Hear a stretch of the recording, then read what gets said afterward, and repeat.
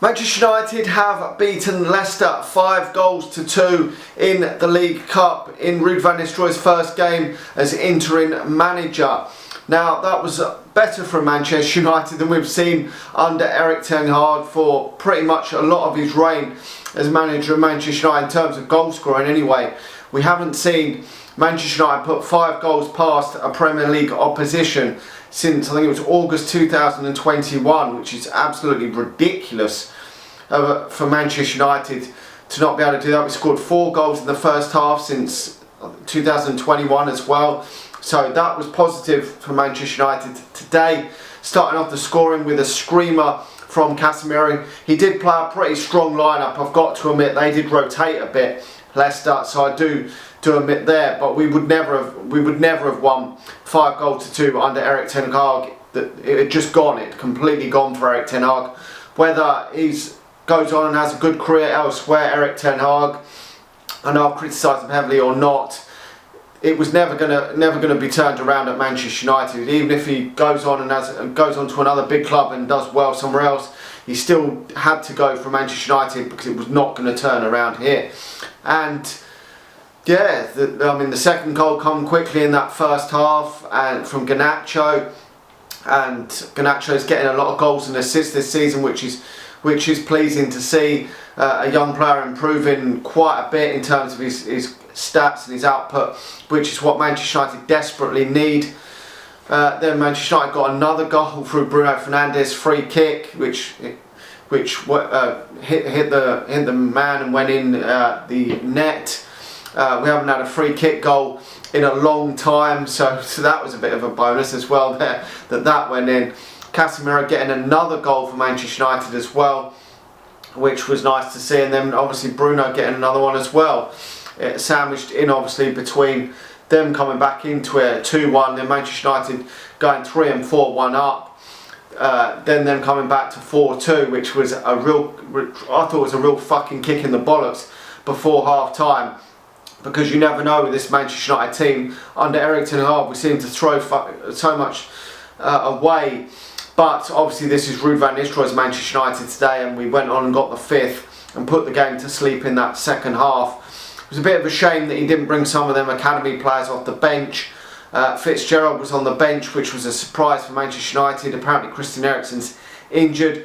I didn't expect him to come off the bench. I think he was just filling up the numbers on the substitutes bench. He hasn't really played a lot of under-21 football this season. He's just come back into the fold for the under-18s this season after a long spell out injured. But I was surprised that Harry Amas again was overlooked, and he brought Mazraoui on off the bench, which I thought was disappointing when we're winning that game of football. I hope that Amorim will bring these players into the fold. Obviously it doesn't really matter to Ruud van Nistelrooy. His aim in the game was just to get this win. He only really cared about the win. He's not really caring and looking at which players he's gonna be utilising in the future, which obviously the new manager will hopefully want to utilise some of these players. Jack Fletcher could have come off the bench as well, but he decided to use the last sub and bring Ethan Wheatley off the bench. Obviously he's come off the bench last season to make his debut, but it's his first appearance of the season, so that was nice to see it towards the end. It is his boyhood club, so obviously I do wish him well to make it at Manchester United, but it's going to be hard because of the players that Manchester United have got.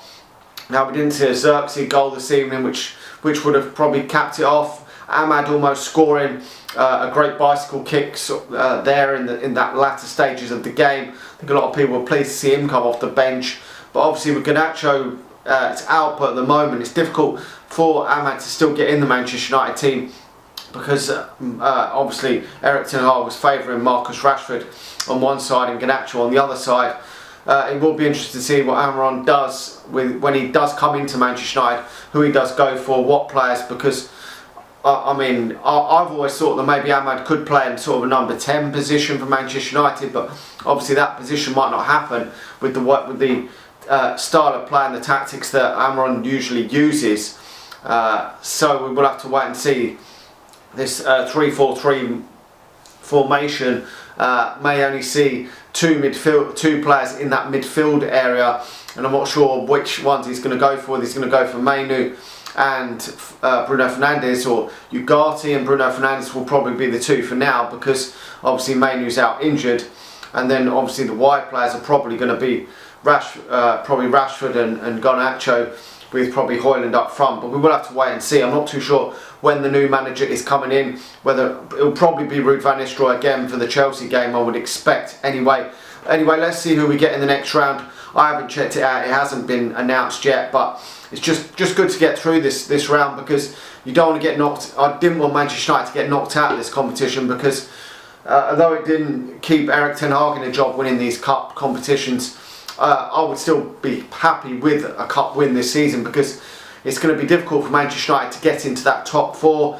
It is still a possibility, because there is so much of the season left, but it would be very difficult for Manchester United to get in the top four.